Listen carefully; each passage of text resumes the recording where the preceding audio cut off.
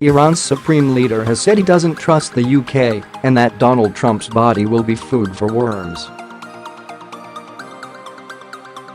Ayatollah Ali Khamenei had earlier accused Mr. Trump of telling more than 10 lies when he announced the US was withdrawing from the Iran nuclear deal on Tuesday. He added that the president had threatened the people of Iran and its government. It comes as Mr. Trump prepares to impose enormous new sanctions on Iran, perhaps as early as next week. "We are 100% committed to making sure that Iran does not have nuclear weapons," White House spokeswoman Sarah Sanders said. "We're going to continue to put maximum pressure, enormous sanctions on them." Trump has written a letter to the leaders of the Persian Gulf countries, he said. "We could obtain this letter and see it. In this letter he tells them that you must all become united, you must do this and you must do that because I spent $7 trillion here for you.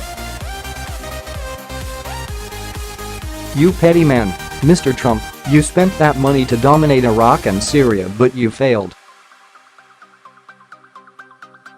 To hell with that." In a fiery speech in the Iranian capital, he later added, "The body of this man, Trump, will turn to ashes and become the food of the worms and ants while the Islamic Republic continues to stand." Khamenei told the crowd that Iranian officials want to continue the nuclear deal with Britain, France, and Germany, but added, "I do not trust these countries either." He continued, "If you could get guarantees from them in such a way that they can be trusted, no problem, then you can continue. If you cannot get such a strong guarantee from them, and I see it's very unlikely that you can, we could not move and continue like this anymore."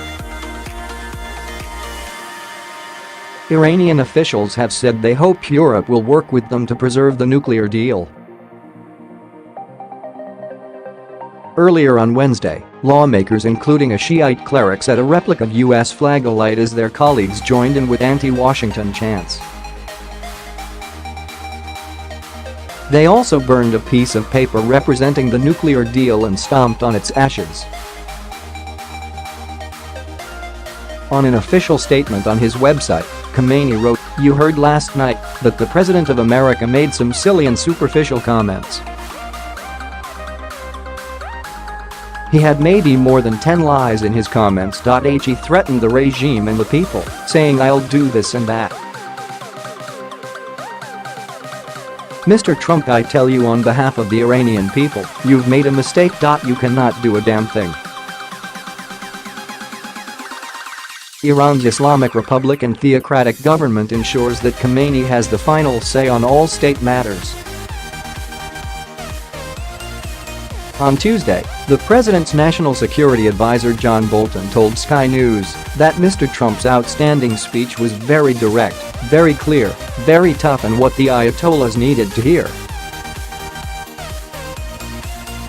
During his White House address, Mr. Trump called the Joint Comprehensive Plan of Action, JCPOA, disastrous and one-sided. He said no action taken by Iran had been more dangerous than its pursuit of nuclear weapons and claimed the deal had allowed Iran to enrich uranium and cause havoc within the Middle East and beyond. The 2015 agreement was made by Iran and the US, the UK, Russia, France, China, Germany and the EU to ensure Iran's nuclear program was exclusively peaceful. In return, the US agreed to lift a range of nuclear-related sanctions, which Mr. Trump will now reimpose. Under the deal, spearheaded by Barack Obama, Iran stopped producing 20% enriched uranium and gave up the majority of its stockpile in return for most international sanctions on it being lifted. US pulls out of Iran deal. What happens next? President Hassan Rouhani warned that Iran was ready to resume its nuclear activities if its interests were not guaranteed under a deal without the United States. If needed, we will resume our nuclear enrichment at the industrial level without any limit, he said. Britain and its key European allies, who expressed their regret and concern over Mr. Trump's decision in a joint statement on Wednesday, have been left scrambling to keep the deal alive. Foreign Office Minister Alastair Burt told the BBC Radio 4 Today programme there was a need to de-escalate tensions in the wake of Mr. Trump's warning that he was ready to impose the highest level of sanctions on Tehran. According to the U.S. Treasury, sanctions related to Iran's energy, auto and financial sectors will be reimposed in 3 to 6 months. The Speaker of the Iranian Parliament, where U.S. flags were burned in the wake of the announcement, said there was now a window in which the EU could demonstrate whether it had the international clout to keep the agreement going. Germany's Foreign Minister Heiko Maas has vowed to work to preserve the deal and prevent an uncontrolled escalation of tensions in the Middle East. The Iran deal was seen as one of the Obama administration's key foreign policy achievements.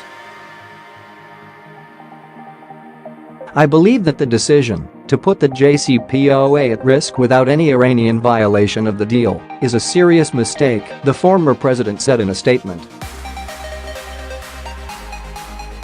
Without the JCPOA, the United States could eventually be left with a losing choice between a nuclear-armed Iran or another war in the Middle East.